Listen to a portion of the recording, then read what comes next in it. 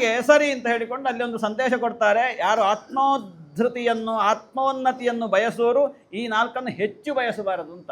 ಕೆಲವನ್ನು ಬಯಸಲೇಬಾರದು.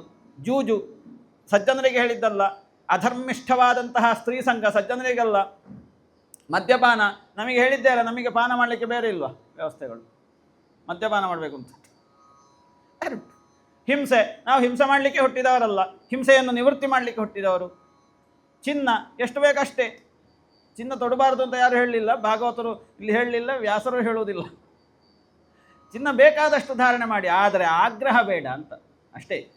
ಕಲಿ ಪ್ರವೇಶ ಮಾಡುವ ಹಾಗೆ ನಾವು ಮಾಡಕೂಡದು, ಅದನ್ನು ಸಂದೇಶ ಹೇಳ್ತಾರೆ. ಕೊನೆಗೆ ಕಲಿಗೆ ಹಠ ಬರ್ತದೆ, ಕಲಿಪುರುಷನಿಗೆ ಏನಾದರೂ ಮಾಡಿ ಒಂದು ದಿವಸ ಇವನ ಕಾಲೆಳಿಬೇಕು ಅಂತ. ಒಂದು ದಿವಸ ಬಂತು ಗ್ರಹಚಾರಕ್ಕೆ, ಅದರ ಅಂತರಂಗ ಬೇರೆ ಇದೆ, ಇನ್ನೊಂದು ದಿವಸ ಪುರುಸೊತ್ತಾದಾಗ ಹೇಳುವ. ಅವನಿಗೆ ಅಧರ್ಮ ಮಾಡುವಂತಹ ಪ್ರವೃತ್ತಿ ಬಂದದ್ದು. ನೇರ ಇವ ಕಾಡಿಗೆ ಹೋಗ್ತಾನೆ ಮೃಗಯಾರ್ಥವಾಗಿ. ಈಗ ಸಿಕ್ಕಿದ್ದಾನೆ ಇವ ಅಂತ ಹೇಳಿಕೊಂಡು ಕುತ್ತಿಗೇಳಿದ. ಅಲ್ಲಿಯೇ ಇವನಿಗೆ ತುಂಬ ಬಾಯಾರಿಕೆ ಆಯಿತು, ಶ್ರಮ ಆಯಿತು. ಅಲ್ಲೊಂದು ಮುನಿಗಳ ಆಶ್ರಮ, ಶಮೀಕ ಮಹರ್ಷಿಗಳು, ಪಾಪ ಅವರು ತಪಸ್ಸಲ್ಲಿದ್ದಾರೆ. ಅಲ್ಲ, ಇನ್ನು ಸಾಯಂಕಾಲದ ಸಂಧ್ಯಾವಂದನೆಯ ಸಮಯ ಗೊತ್ತಿಲ್ಲ, ಅಂತೂ ತಪಸ್ಸಿನಲ್ಲಿದ್ದಾರೆ, ಸಮಾಧಿಯಲ್ಲಿದ್ದಾರೆ. ಇಲ್ಲೊಂದು ಆಶ್ರಮ ಉಂಟು, ಬಾಯಾರಿಕೆ ಕೊಡಲಿಕ್ಕೆ ಏನಾದರೂ ಸಿಗ್ಬೋದು, ನೀರೇನಾದರೂ ಇರ್ಬೋದು ಅಂತ ನೇರವಾಗಿ ಆಶ್ರಮ ಪ್ರವೇಶ ಮಾಡ್ತಾನೆ. ಏನಾದರೂ ಏನಾದರೂ ಕುಡಿಲಿಕ್ಕೆ ಸಿಕ್ಕಿತಾ ಅಂತ ಯಾರ ಇದ್ದರೆ ಏನು ಬಾಯಾರಿಕೆ ಬೇಕಂತ ಕೇಳುವುದಿಲ್ವ? ಕುಡಿಲಿಕ್ಕೆ ಏನಾದರೂ ಉಂಟಾ ಅಂತ ಕೇಳಿದ ಪರೀಕ್ಷಿತ. ಮಾತು ಬರಲಿಲ್ಲ ಒಳಗಿಂದ. ಎರಡನೇ ಸಲ ಕೇಳಿದ ಸ್ವಲ್ಪ ಉಚ್ಚ ಸ್ವರದಲ್ಲಿ. ಮೂರನೇ ಸಲ ಕೇಳಿದ, ಇಲ್ಲ. ಸಹಜವಾಗಿ ಕ್ಷತ್ರಿಯರ ರಕ್ತ ಅಲ್ವಾ, ಮತ್ತು ನಿಮ್ಮದೆಂಥದ್ದು? ಕ್ಷತ್ರಿಯ ಅಂದರೆ ಅದು ಯಾವತ್ತೂ ಕೂಡ ಹಾಗೆ ಸ್ವಲ್ಪ ಹೆಚ್ಚು ಕುದಿತಾ ಇರ್ತದೆ. ಅದು ಸ್ವಲ್ಪ ಮುಗಿದ ಕೈ ಹೀಗಾದರೆ, ನಮ್ಮಲ್ಲಿ ಕೆಲವು ಕ್ಷತ್ರಿಯರಿದ್ದಾರೆ, ವಿಷಯ ಬೇರೆ. ಅದು ಹೀಗೆ ಸರ್ತಾ ಇದ್ದದ್ದು ಹೀಗಾದರೆ ಸಾಕು. ಅದು ನಾವು ಹವ್ಯಕ ಭಾಷೆಯಲ್ಲಿ ಹೇಳೋದು, ಮುಗಿದ ಕೈ ಓರೆಪ್ಪದು ಅಂತ. ಹಾಗೆ ಇವನಿಗೆ ಸಿಟ್ಟು ಬಂತು, ಹೀಗೆ ಮಾಡಿದ. ಸಿಟ್ಟು ಬಂದ ಮೊದಲು ಮಾಡೋದು ಹಾಗೆ, ಕೈಗೆ ಹೀಗೆ. ಅಲ್ಲಿ ಒಂದು ಸಣ್ಣ ಒಂದು ಹಾವು ಕಾಣ್ತು, ಸತ್ತದ್ದು.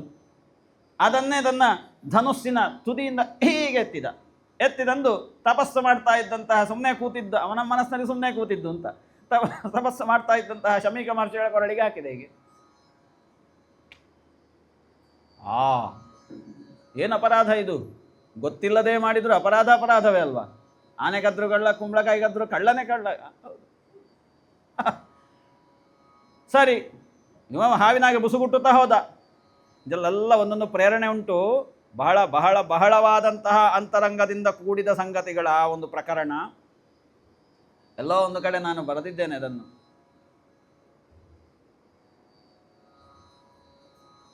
ಉದ್ಧವನ ಅಂತರಂಗದ ಅನಾವರಣ ಅಂತ ಹೇಳುವ ಒಂದು ಸಂಗತಿಗಳು ಗೊತ್ತಿರಬೇಕು ನಿಮಗೆ.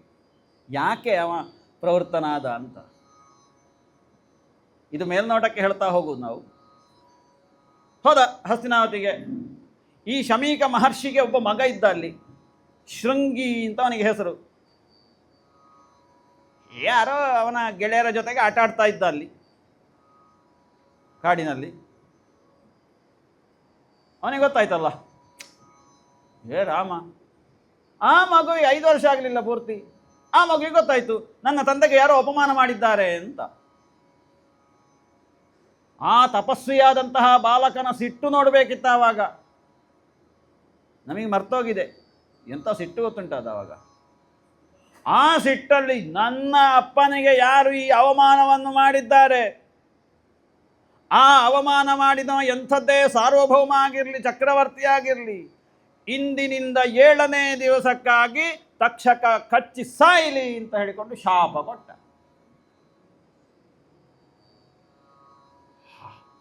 ಎಲ್ಲ ಬಂದ ಮಗ, ಕೋಪ ಹೋಯ್ತಷ್ಟೇ. ಒಂದು ಕ್ಷಣ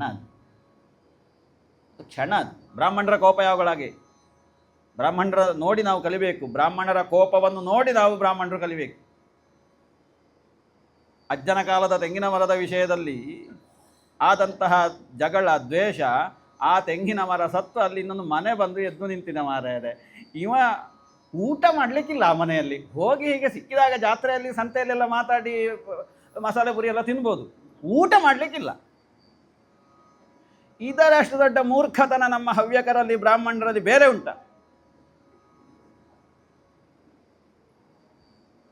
ಬ್ರಾಹ್ಮಣರಿಗೆ ಸಿಟ್ಟು ಅನ್ನುವುದೇ ಬಂದರೆ ಸರ್ವನಾಶ, ಬರುವುದೇ ಒಂದು ಕ್ಷಣ. ಅದು ಶರೀರಕ್ಕೆ ಇವತ್ತಿನ ಕಾಲದಲ್ಲಿ ಆವೇಶ ಬಂದಾಗೆ ಒಂದು ಕ್ಷಣ ಅದು. ಆವಾಗ ಮಾತಾಡಿದ್ದು ವಜ್ರ ಆಗ್ತದೆ, ಶಾಂತವಾದಾಗ ಮಾತಾಡಿದ್ದು ಅಮೃತ ಆಗ್ತದೆ, ವರ ಆಗ್ತದೆ.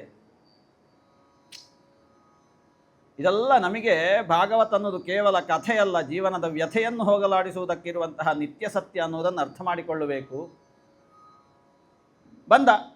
ಬಂದು ಅಪ್ಪನನ್ನು ನೋಡಿದ. 5 ವರ್ಷದ ಮಕ್ಕಳು ಹೇಗೆ ಕೂಗ್ತಾರೆ, ಅಳ್ತಾರೆ, ಆ ರೀತಿಯಲ್ಲಿ ಅಪ್ಪನ ನೋಡಿ ಅಳುವುದಕ್ಕೆ ಶುರು ಮಾಡಿದ. ದರ ದರ ದರ ಕಣ್ಣು ನೀರು ಹಾಕಿ. ಗ್ರಾಚಾರ ಮಾರ್ಯಾರೆ. ಈ ರಾಜ 3 ಸಲ ಉಚ್ಚ ಸ್ವರದಲ್ಲಿ ಪುಣ್ಯಾಹ ವಾಚನಲ್ಲಿ ಹೇಳಿದ ಹಾಗೆ, ಓಂ ಪುಣ್ಯಾಹಂ ಆಯುಷ್ಮತೆ ಸ್ವಸ್ತಿ, ಮತ್ತೆ ದೊಡ್ಡ ಏರಿಸುವುದೇ ನೋಡಿ. ಅದು ಮೂರನೇ ಸಲಕ್ಕಾಗುವ ಏರುವುದು ಅದು. ಈಗ ಯಾರು ಏರಿಸುವುದಿಲ್ಲ ಅದನ್ನು, ಏರಿಸುವುದು. ಈ ರಾಜ 3 ಸಲ ದೊಡ್ಡ ಸ್ವರಲ್ಲಿ ನನಗೇನಾದರೂ ಇದ್ರೆ ಕೊಡಿ ಅಂತ ಕೇಳಿದ್ರೂ ಮಾತಾಡದಂತಹ ಒಬ್ಬ ಶಮೀಕ ಮಹರ್ಷಿ ಸಮಾಧಿಸ್ಥನಾದವ. ಸಮಾಧಿಸ್ಥನಾಗಿದ್ದ, ಅದರ ಬಗ್ಗೆ ವಿಮರ್ಶೆ ಅಲ್ಲ. ಈ ಮಗ ಅಳುವುದನ್ನು ಕೇಳಿತವನ ಕಿವಿಗೆ. ಈ ಮಗು ಅಳುವಾಗ ಅವನಿಗೆ ಎಚ್ಚರ ಆಯಿತು. ಯಾಕೆ ಆಡ್ತಾ ಇದ್ಯಾ? ಅಪ್ಪಯ್ಯ, ನಿಮ್ಮ ಕುತ್ತಿಗೆಯಲ್ಲಿ ಆ ಸತ್ತ ಹಾವನ್ನು ಕಂಡು ನನಗೆ ತುಂಬ ಬೇಸರ ಆಯಿತು. ಹೌದಾ? ಇವರಿಗೆ ಗೊತ್ತಾಯಿತು. ಏನು ಮಾಡಿದೆ ನೀನು ಅಂತ ಕೇಳಿದರು. ಅಪ್ಪ, ನನಗೆ ಸಿಟ್ಟು ಬಂತು, ಹಾಗಾಗಿ ನಾನು ರಾಜನಿಗೆ ಶಾಪ ಕೊಟ್ಟೆ. ರಾಮ, ಎಂತಹ ಒಂದು ಸಣ್ಣ ಅಲ್ಪವಾದಂತಹ ದ್ರೋಹಕ್ಕೆ ಇಂತಹ ಒಂದು ಬಹುದೊಡ್ಡವಾದಂತಹ ದಂಡವನ್ನು ನೀನು ಕೊಟ್ಟಿಯಲ್ಲ ಮಗು. ಬ್ರಾಹ್ಮಣರು ಆಡಿದ್ದು ಸುಳ್ಳಾಗುವುದಿಲ್ಲ, ಆಡುವುದಕ್ಕೆ ಹೊರಡುವುದಿಲ್ಲ. ಬ್ರಾಹ್ಮಣರು ಮಾತಾಡೋದು ಕಡಿಮೆ ಯಾವತ್ತು ಕೂಡ. ಇವತ್ತಿಲ್ಲಿ ಇಷ್ಟು ಮಾತಾಡ್ತೇವೆ ಅಂತ ಹೇಳಿಕೊಂಡು ಯಾವ ಬ್ರಾಹ್ಮಣರು ಮಾತಾಡಲಿಕ್ಕಿಲ್ಲ. ಇದು ಯಾರಿಗೂ ಆಗಲಿಕ್ಕಿಲ್ಲ. ಇದು ಈ ಆವೇಶಭರಿತವಾದ ಮಾತುಗಳು.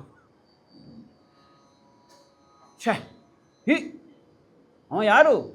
ಸಾರ್ವಭೌಮ ಚಕ್ರವರ್ತಿ ಚಂದ್ರವಂಶದ ಅಧಿಕಾರಿ. ಅವನಿಗೆ ನೀನು ಇಂತಹ ಶಾಪವನ್ನು ಕೊಟ್ಟಿಯಲ್ಲ ಮಗು. ಏನು ಮಾಡುವುದೀಗ? ಇದನ್ನು ತಪ್ಪಿಸಲಿಕ್ಕೆ ಸಾಧ್ಯ ಇಲ್ಲ. ಹೋಗಿ ಅವನಿಗೆ ಶಾಪದ ಮಾತನ್ನು ಸೂಚಿಸಬೇಕು, ವಿಚಾರವನ್ನು, ವಾರ್ತೆಯನ್ನು ಅರ್ಹಬೇಕು. ಅಲ್ಲೊಬ್ಬ ಇದ್ದ ಗೌರಮುಖ ಅಂತ, ಗುರುಕುಲ ವಿದ್ಯಾರ್ಥಿ. ಅವನನ್ನು ಕರೆದ, ಬಾರ ಇಲ್ಲಿ ಅಂತ. ಅವನ ಜೊತೆಗೆ 4 ಜನನ್ನು ಸೇರಿಸಿದರು. ಶಾಪದ ವಾರ್ತೆಯನ್ನು ಹೋಗಿ ಹಸ್ತಿನಾವತಿಯಲ್ಲಿ ಪರೀಕ್ಷಿತನಿಗೆ ಹೇಳಬೇಕು ಅಂತ ಸೂಚನೆ. ಇವರು ಓಡಿದರು.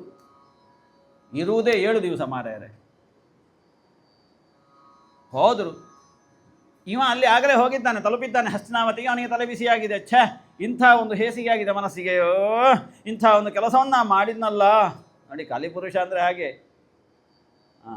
ಮತ್ತೆ ಒಂದು ಸಲ ಮತ್ತೆ ಅದು ಆದರೆ ಮತ್ತೆ ಮುಗೀತದು. ಬಿದ್ದರೆ ಮತ್ತೆ ಹೋಯಿತು ಅಂತ ಲೆಕ್ಕ, ಮತ್ತೆ ವಾಪಸ್ ಬರಲಿಕ್ಕಿಲ್ಲ.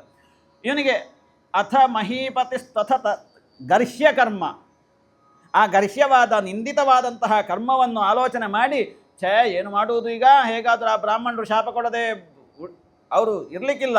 ಶಾಪ ಕೊಡ್ತಾರೆ. ಆ ಶಾಪ ಕೊಟ್ಟರೆ ನನಗೆ ಇದಕ್ಕಿಂತ ದೊಡ್ಡ ಮಹತ್ತಮವಾದ ವರ ಏನುಂಟು? ನನಗೆ ನನ್ನ ಪಾಪವನ್ನು ನೀಗಿಸುವುದಕ್ಕೆ ಬೇಕಾದಂತಹ ಒಂದು ವ್ಯವಸ್ಥೆ ಆಗ್ತದೆ. ನಾನು ಕೃಷ್ಣನ ಸೇವೆಯನ್ನು ಮಾಡುವಂತಹ ಭಾಗ್ಯ ನನ್ನ ಜೀವನದಲ್ಲಿ ಪ್ರಾಪ್ತವಾಗ್ತದೆ. ಹಾಗಾಗಿ ಏನು ಮಾಡಬೇಕು ಅಂತ ಹೇಳಿಕೊಂಡು ಸಂಕಲ್ಪ ಮಾಡಿದ. ತನ್ನ ಎಲ್ಲ ರಾಜ ಲಾಂಛನವನ್ನು ತೆಗೆಯುವುದಕ್ಕೆ ಹೊರಟ.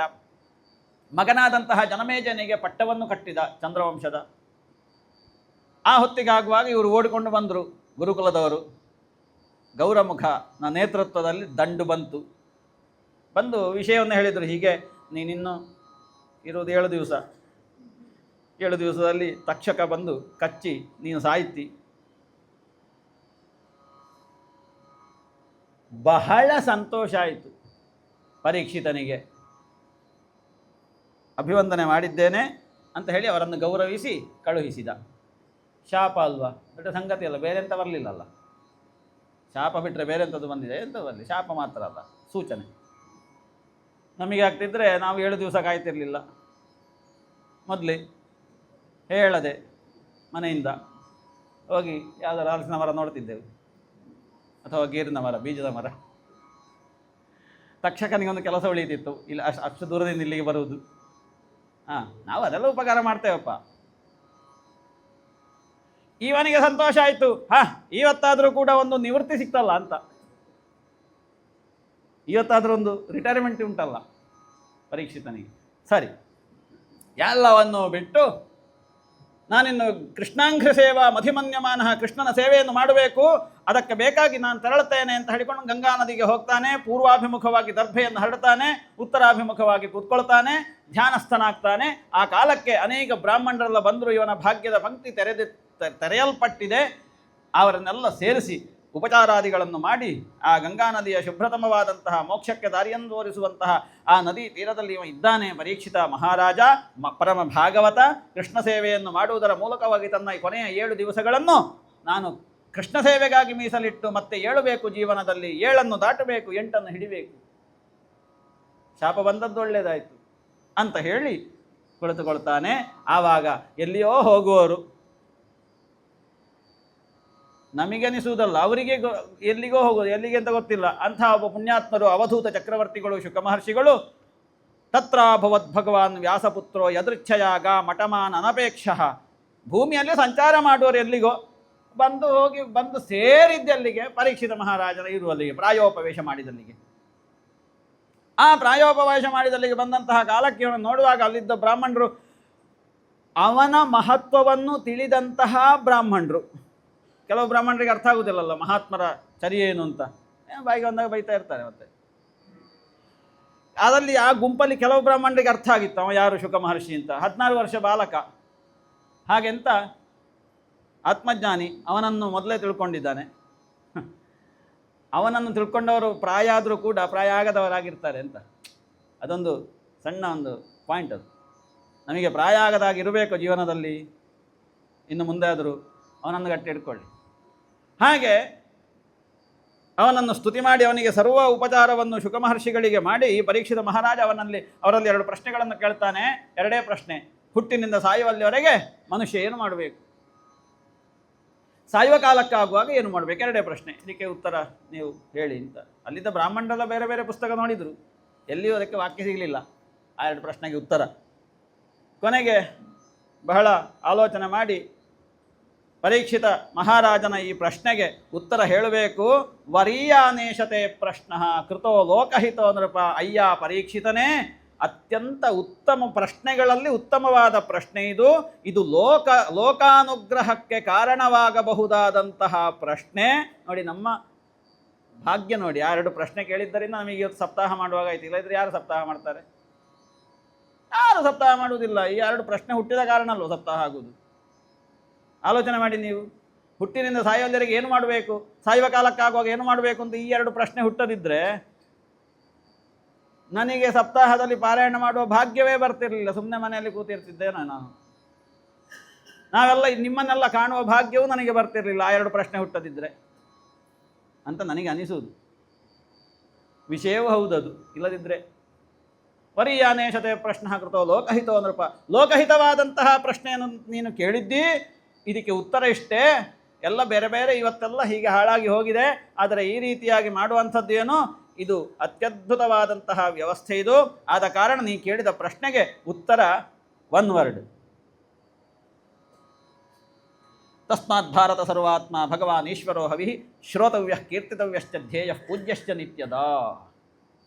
ಆದ ಕಾರಣ ಈ ಎಲ್ಲ ನೋವುಗಳಿಂದ ದುರಂತಗಳಿಂದ ನಾವು ದಾಟಬೇಕು, ಸಾವನ್ನು ಕ್ರಮಿಸಬೇಕು ಅಂತಾದರೆ ಹುಟ್ಟಿನಿಂದ ಸಾಯುವಲ್ಲಿವರೆಗೆ ನಾವು ಏನನ್ನು ಮಾಡಬೇಕು? ಕೃಷ್ಣನ ಕುರಿತಾದ ಕಥೆಯನ್ನು ಕೇಳಬೇಕು, ಕೃಷ್ಣನ ಕುರಿತಾದ ನಾಮ ಸಂಕೀರ್ತನೆ ಮಾಡಬೇಕು, ಕೃಷ್ಣನನ್ನು ಮನಸ್ಸಿನಲ್ಲಿ ಧರಿಸಿಕೊಳ್ಳಬೇಕು, ಕೃಷ್ಣನನ್ನು ಪೂಜೆ ಮಾಡಬೇಕು, ಕೃಷ್ಣನನ್ನು ಅರ್ಚನೆ ಮಾಡಬೇಕು, ಕೃಷ್ಣನಿಗೆ ಕೈಯೆರಡನ್ನು ಸೇರಿಸಬೇಕು. ಇದು ಹುಟ್ಟಿನಿಂದ ಸಾಯುವಲ್ಲಿವರೆಗೆ ಮಾಡ್ತಾ ಕೂತ್ರೆ ಸಾಯುವ ಕಾಲಕ್ಕಾವಾಗ ಅದೇ ಬರ್ತದೆ ಆಟೋಮೆಟಿಕ್ಕಾಗಿ. ಅಂತೆ ನಾರಾಯಣ ಸ್ಮೃತಿ ಏತಾವಾನ್ ಸಾಂಖ್ಯಯೋಗಾಭ್ಯಾಂ. ಇದು ಒಂದೇ ಪ್ರಯೋಜನ, ಇದನ್ನು ಮಾಡು ಅಂತ. ಹಾಗಾದರೆ ಯಾರ್ರೀ ಅದು? ಭಗವಂತ. ಯಾರವ ಕೃಷ್ಣ, ಯಾರವ ಭಗವಂತ? ಈಶ್ವರ. ಯಾರು? ಸುಮಾರುಂಟು ವಿಷಯ ಅಂತ ಹೇಳಿಕೊಂಡು ಸಮಗ್ರ ಭಾಗವತವನ್ನು ಉಪದೇಶ ಮಾಡ್ತಾರೆ. ಆ ಭಾಗವತ ಉಪದೇಶದಲ್ಲಿ ಮುಂದೆ ಭಗವಂತನ ನಾನಾ ಪ್ರಕಾರದ ಸ್ವರೂಪಗಳನ್ನೆಲ್ಲ ಹೇಳುತ್ತಾ ವಿದುರ ಮತ್ತು ಉದ್ಧವರ ಸಂವಾದದಲ್ಲಿ ನಡೆದಂತಹ ಸಂಗತಿ, ಅದರಲ್ಲಿ ಒಂದೊಂದೇ ಅವತಾರದ ವರ್ಣನೆಯನ್ನು ಮಾಡ್ತಾ ಹೋಗ್ತಾರೆ. ಮುಂದಿನದ್ದು ನಾವು ಪ್ರಧಾನವಾಗಿ ಸ್ವೀಕಾರ ಮಾಡುವಂಥದ್ದು ವರಾಹ ಅವತಾರ.